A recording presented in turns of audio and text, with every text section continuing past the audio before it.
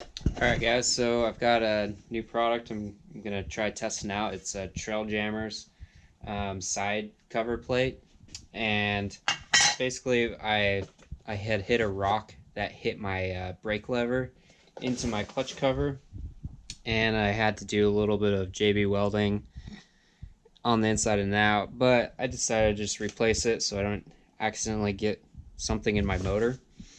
And then I figured to avoid that issue again, I'd put something like this on it. So we're gonna install this today. I've removed the brake lever, washed the bike. This is clean, but I'm gonna make sure it's extra clean with some brake cleaner. So I'm just gonna spray that on there and then just like scrub it.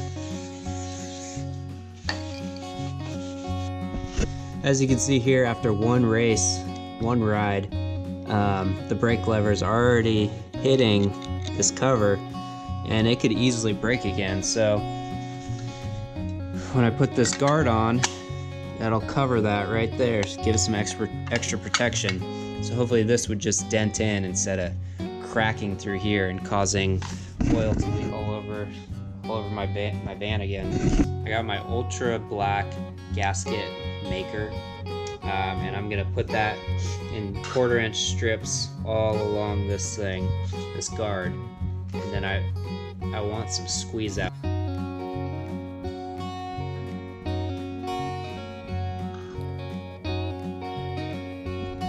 I'm just gonna press it on for a few minutes, and then take some tape, some masking tape, and let it sit overnight. And if there's any squeeze out on it, just wipe it down with a rag. It just wipes right off while it's wet.